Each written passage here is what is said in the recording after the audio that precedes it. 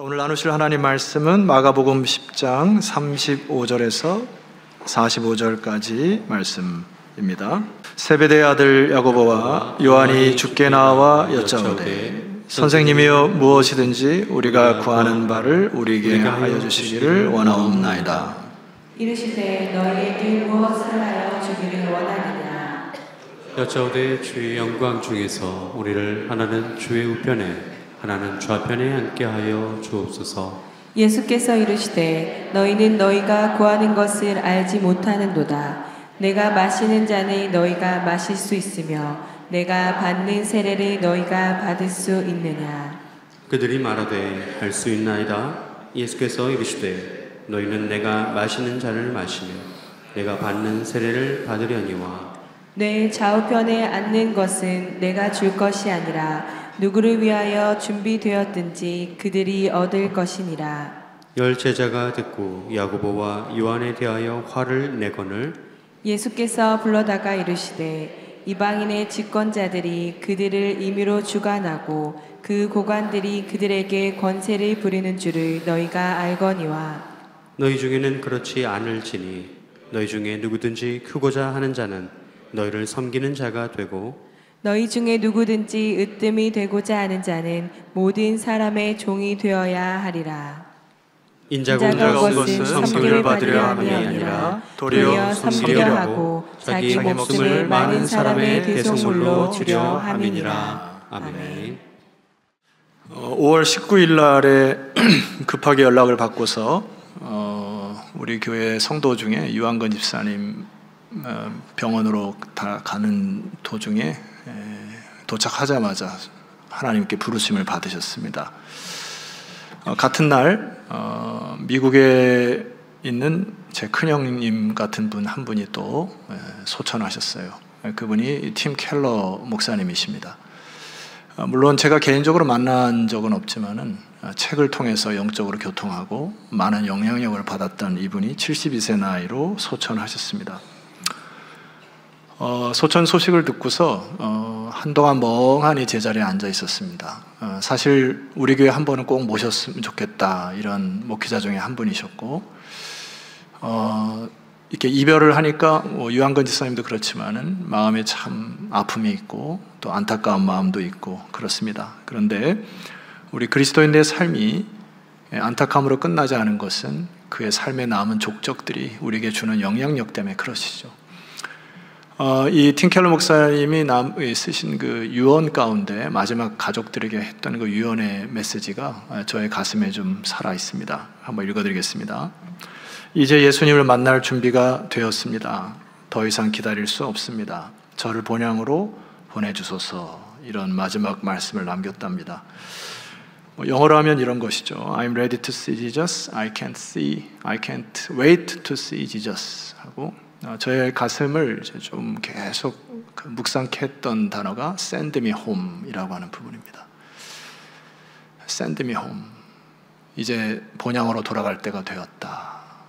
저를 놔주십시오. 가족들이 이렇게 얘기했는데 굉장히 훈훈하고 참 복된 인생을 살았구나 이런 마음을 갖습니다. 그래서 제가 이거를 제 방식대로 다시 풀어서 기도 형식으로 한번 해봤는데 이런 것이죠. 주께서 주신 사명을 위해 잘 달린 것 같다. 이제 무엇보다도 영광스러운 그리고 따뜻하고 아름다운 그분의 품에 안기고 싶다. 이제 나 영원히 쉴 내 고향으로 돌아갑니다. 해석하면 그렇게 해석을 제가 해봅니다. 여러분, 오늘 저 여러분에게 선포되어지는 말씀이 여러분의 인생의 방향 그리고 또 믿음의 여정 다시 마음을 다잡는 이 시간 되기를 소망합니다. 마치 남대천에 알을 낳기 위하여 평생을 살다가 알을 낳고 죽는 이 신앙의 선배들의 모습을 보고 오늘 우리도 그런 삶을 살아야 되겠다 이런 마음을 잡습니다. 본문의 말씀을 통하여 우리에게 주시는 메시지의 귀를 기울이셔야 되는데요. 35절에 보니까 예수님의 제자 중에 이 세베대의 아들 야고보와 요한이 주님 앞에 나와서 질문을 합니다. 뭐라고 질문하냐면 선생님이요 무엇이든지 우리가 구하는 바를 우리에게 하여 주시기를 원하나이다 이렇게 간구하는데 좀 거시기 해요. 이런 간구가 뭐냐면은, 선생님, 내가 생각할 때는 이거는 주셔야 되고 저것은 빼셔야 되고, 내가 당신에게 원하는 게 합당하니까 나도 행복하고 당신도 좋지 않습니까? 이런 개념인데, 이것이 자칫 잘못하면은 우리의 기도의 패턴이 되면은 위험합니다. 모든 기도가 하나님에 대한 간구로 이거 해 주십시오, 저거 해 주십시오라고 하면은, 만약에 그것이 이루어지지 않을 경우에 우리는 절망과 나락으로 빠지기에 십상이에요. 그래서 기복이 심하게 되는 것입니다. 그래서 주님이 그들에게 이제 교훈을 하시죠. 36절 보시면은 주님 뭐라고 하냐면은, 그래, 뭘 하여 주길 원하냐? 이렇게 질문을 합니다. 그러니까 37절에 주의 영광 중에서 우리를 하나는 주의 우편에 하나는 좌편에 앉게 해 주십시오라고 하는 간청을 드려요. 근데 이 간청 자체는 굉장히 좀 주님 보시기엔 답답할 노릇이긴 한데, 이미 한번 대판 싸웠어요. 제자들이 서로 누가 크냐에 따라서, 누가 하나님의, 예수님이 그 내각을 구성할 때 높은 서열에 올라갈 것인가 할 때 대판 싸웠어요. 그리고 여러분 집에 가셔서 9장을 쭉 묵상하면은 주님께서 두 번째 십자가의 죽음과 부활에 대해서 정확히 말씀하십니다. 평생 동안 제자들이 3번 말씀하시거든요. 근데 2번을 다 말씀하시고 나는 자리에 제자들이 와서 질문하는 게, 하나님, 예수님, 야고보와 요한이 하나는 좌편에 우편에 내각을 구성해 주십시오. 여전히 예수님이 말씀하신 하나님의 나라에 대해서 잘 모릅니다. 이것이 우리의 인간의 우매함인 것 같아요. 자기가 생각하는 나라, 자기가 생각하는 하나님, 이게 너무나 작고, 그리고 너무나 좁고, 너무나 유치한 것도 모르고 우리는 그것을 늘 갈구하며 인생을 살아가는 것 같습니다. 여전히 계산적인 것을 보게 돼요. 그래서 예수님께서 뭐라고 하시냐면 38절 보세요. 예수께서 이르시되 너희는 너희가 구하는 것을 뭐 한다고요? 알지 못한다. 도대체 뭘 구하는지도 모르면서, 그것이 하나님의 나라를 위한 것인지도 모르면서 구하는구나 하면서 주님이 질문하세요. 내가 마시는 잔을 너희가 마실 수 있냐? 그리고 내가 받는 세례를 너 받을 수 있냐?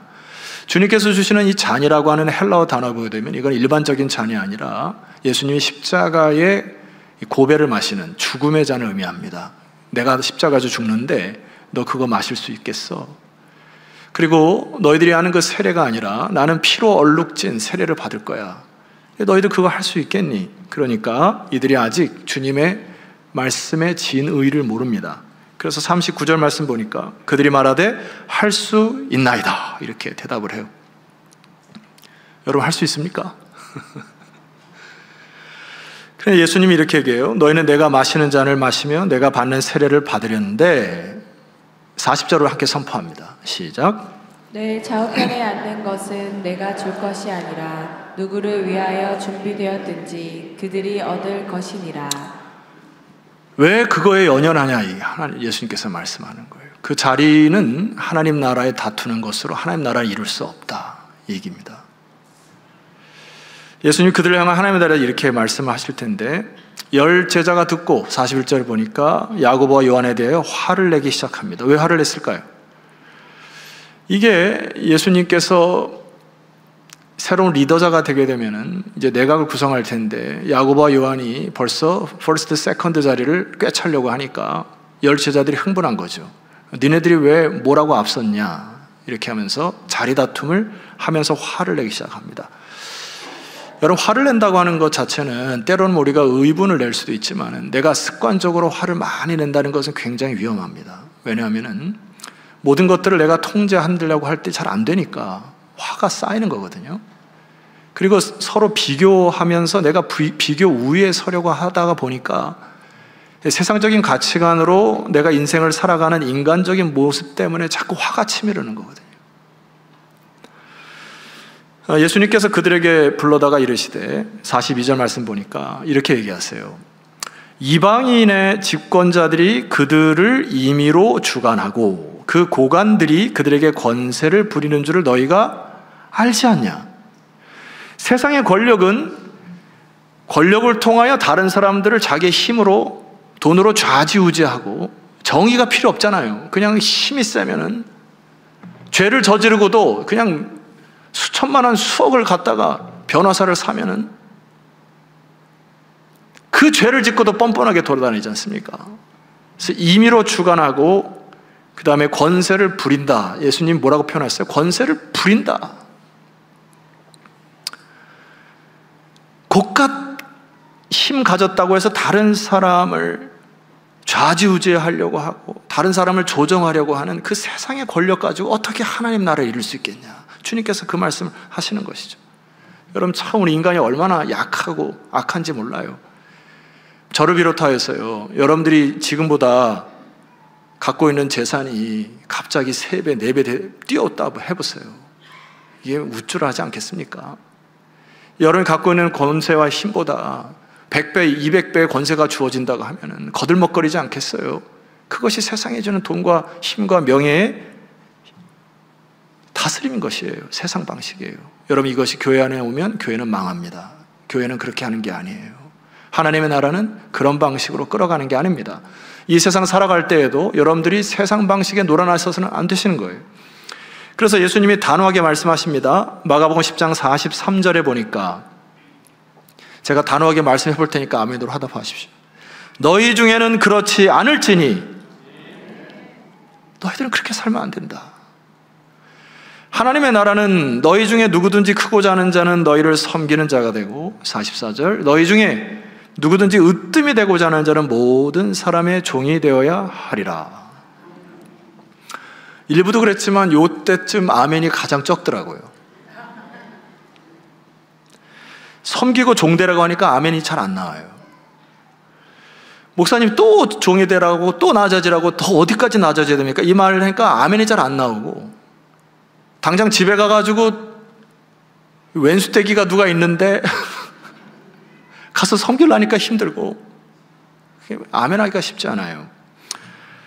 다음 말씀을 유념하셔야 됩니다. 여러분 45절은 작정하고 아멘 하시면 감사하겠습니다. 45절 시작. 것은 섬김을 받으려 함이 아니라 도리어 섬기려 하고 자기 목숨을 많은 사람의 대속물로 주려 함이니라. 감사합니다. 아멘 해주셔서. 우리가 왜 섬기고 종이 되어야 하느냐. 이 45절에 보면 그 45절 초반절에 접속사가 있습니다. 왜냐하면 이게 생략되어 있는데 왜냐하면 무엇이기 때문이니라. 너희들이 이 세상을 왜 종으로 섬겨야 되느냐. 인자가 온 것은 예수님이 온 것은 섬김을 받으려 아니라 이 세상을 섬겨서 살아가셨고 그리고 여러분을 위해서 대속물로 자신의 목숨을 다 주셨기 때문에 너희들이 이 땅에 섬기고 종이 되는 삶을 살아야 한다. 이유가 여기 있는 거예요. Because 45절에 예수님이 그렇게 사셨고 우리에게 대속물로 주셨기 때문에. 그래서 우리는 여러분 하나 질문해 볼게요. 여러분 회를 뜰 때 무슨 회를 좋아하십니까? 광어? 방어? 저는 제가 수술하는 이후에 몸이 조금 비실비실하니까 한 분이 목사님 이거를 한번 드십시오 해가지고 민어를 한번 사준 적이 있어요. 제가 그때 민어라는 건 처음 봤고요. 민어를 먹으니까 힘이 좀 납니다. 그때 당시에. 근데 여러분이 회 중에 가장 이제 좋아야 할 그리스도인들이 좋아야 할 회 하나 생선 하나 설명드릴 테니까 따라하세요. 도리어. 이 어종을 즐겨 드셔야 합니다. 향어도 아니고 방어도 아니고 민어도 아니고 도리어를 드셔야 돼요. 도리어 섬기셔야 하고 도리어 종이 되셔야 하고 도리어 죽으셔야 하고 주님이 그렇게 사시려고 사셨어요. 여기 대속물이라고 하는 단어는 루트론이라는 단어인데 노예나 죄수의 자유를 주기 위해서 노예나 죄수에게 자유를 주기 위해서 막대한 비용을 치르셨다 했습니다. 저 여러분에게 막대한 비용 목숨까지 치르신 이유가 뭘까요?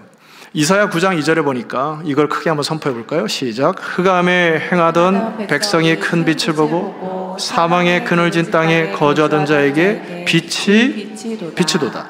성경에서 말하는 흑암은 딱 3가지를 얘기합니다. 첫 번째는 악, 두 번째는 무지, 세 번째는 죽음을 뜻할 때 어둠이 깃들었다 얘기를 해요.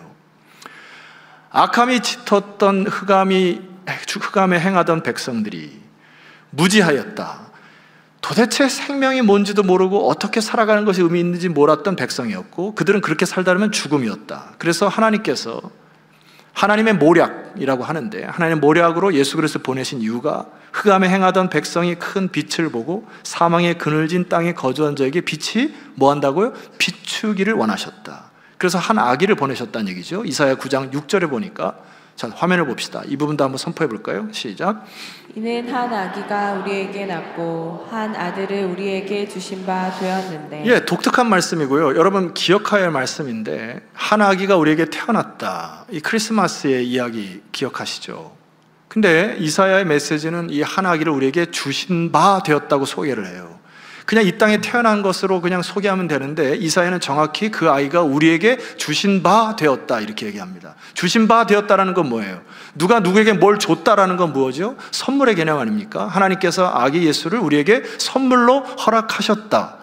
무엇 때문에요? 흑암에 행하던 자들이, 무지하던 자들이, 악한 자들이, 죽음에 이르는 자들에게 빛을 비추기 위하여 한 아들을 우리에게 선물로 허락하셨다. 여러분, 선물로 주셨다 했을 때 선물을 주면 뭐 해야 됩니까? 받아야죠. 선물은 받아야 선물입니다. 여러분들 누가 선물을 줄 때 그 선물을 안 받으면 여러분 선물이 안 됩니다. 오늘 하나님께서 우리에게 주신 선물도 받으셔야 되죠. 근데 때로 우리가 선물을 받을 때 좀 껄쩍지근한 것이 있어요. 예를 들어 여러분들이 참 어렵고 힘든 인생을 살아가는데 누 친구가 와가지고 거들먹거리면서 돈을 몇 푼 주면서 야, 이겨, 힘내 하고 그냥 돈을 툭 던지고 왔습니다. 참 받기 어렵죠. 자존심 다 구겨집니다. 선물이 와가지고 딱 보니까 책이에요. 책 제목이 세 권이 왔는데 가정해 봅시다. 첫 번째 제목, 살과의 전쟁. 두 번째 제목, 이기심을 퇴치하라. 세 번째 제목, 찌질함에서 벗어나기. 이게 도대체 선물인가? 이 선물을 선물로 받으려면 어떻게 되는 거죠? 내가 살쪘다는 것을 인정하고, 내가 이기적이라는 것을 깨닫고, 내가 찌질했나? 기분은 나쁘지만 책을 들춰보기 시작할 때 비로소 우리는 나의 찌질함에서 벗어날 수 있는 것이죠. 살과의 전쟁을 시작할 수 있는 거예요. 자, 무슨 말씀을 드리려고 하냐면은, 선물이라고 하는 거는 내가 열어보지 않거나 받지 않으면 그것은 선물이 안 됩니다. 하나님께서 한 아기를 우리에게 나게 하셨고 여러분에게 선물로 주신 바 되었습니다. 할렐루야. 우리는 그 선물을 열어보기 전에 나의 상태를 보셔야 하는 것이죠. 내 자존심을 다 버려야 그 선물을 받을 수가 있는 겁니다. 여러분, 우리의 인생의 모습이 어떻습니까? 첫째, 나는 내 죄를 스스로 이길 수 없는, 내가 지은 죄를 자정할 수 없는 능력이 나에게 없음을 알고 회개함으로 출발해야 합니다. 그 선물을 받으려면. 두 번째, 나의 힘과 노력으로는 도저히 구원에 이룰 수 없는 무능력함을 인정하기 시작할 때 그것이 선물다워질 수 있습니다. 세 번째, 그 빛을 경험하고자 한다면은 여러분들이 예수님처럼 밑바닥으로 내려가셔야 돼요. 가장 낮은 자리로 내려가셔서 그곳에 있는 영광스러운 빛을 그제서야 경험할 수 있습니다. 이것이 복음이에요. 세상의 부한 마음으로 권세와 힘을 가지고 부리던 심정으로는 하나님의 빛을 경험할 수 없다, 주님께서 말씀하시는 거예요. 제가 좋아하는 C.S. 루이스라는 이 학자가 이 부분을 잘 설명한 내용이 있습니다. 보실까요? 성육신에 대해서 이렇게 얘기합니다. 성육신은 하나님의 선물이죠. 성육신은 새로운 핵심 원리를 보여준다. 참으로 높으신 분이 낮은 데로 임하시는 능력이요, 지극히 크신 분이 지극히 작은 자를 품으시는 능력이다. 그 크신 분이 도처의 작은 자들 안에 들어가시는 이 능력이야말로 진정한 위대한 시금석이라 할 수 있다. 여러분, 질문 하나 해볼게요. 이 C.S. 루이스가 하나님을 크신 분이라고 표현했어요. 하나님 참 크시다. 그 크신 분이 성육신되어 작은 이 땅에 오셔서 우리에게 거하셨다는 것을 이렇게 노래하는 건데, 여러분, 하나님의 크심을 어떻게 느낍니까? 제가 주중에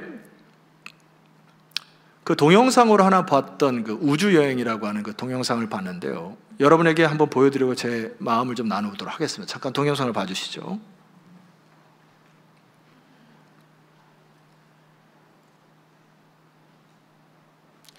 처음부터 다시 해주시죠. 소리가 안 납니다. 네.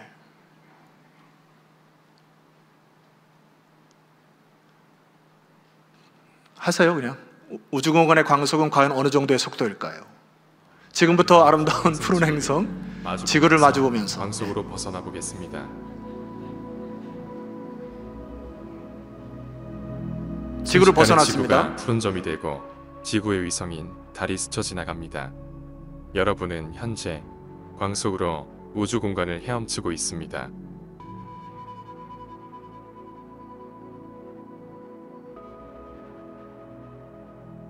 우리의 태양입니다. 현재 빛의 속도로 태양을 향해 다가가고 있는 중입니다.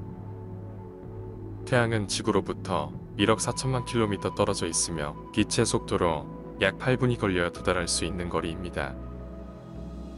이제 빛의 속도의 100배의 속력으로 속도를 올려보겠습니다. 순식간에 태양을 스쳐 지나갑니다. 그리고 이제 삼간 공간에 진입하였습니다.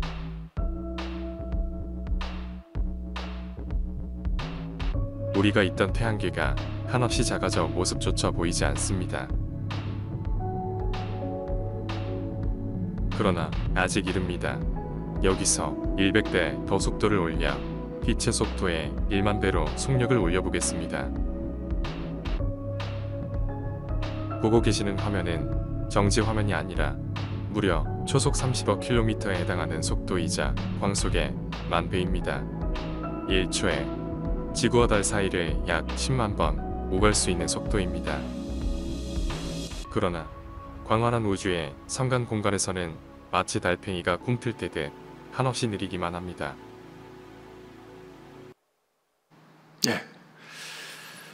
제가 충격을 받았던 장면이에요. 빛의 10만 배 속도로 가는데 저 펼쳐진 별들이 지렁이가 꿈틀거리듯이 그 미묘하게 움직이는 정도. 그러니까 하나님이 만드신 우주 공간은 우리의 인간으로 상상할 수 없는 위대하고 크신 하나님의 작품이에요. 근데 우리는 이 그 작은 행성 중에 하나인 지구에 살면서 그 모든 세계를 다 이해하는 것처럼 살고 자기가 힘의 권력자로 살려고 그렇게 아둥바둥하며 살아가는 모습이 너무나 창피한 거 아닙니까? 그런데 이 복음의 위대함은 C.S. 루이스의 그 다음 구절에 보면 이렇게 이야기합니다.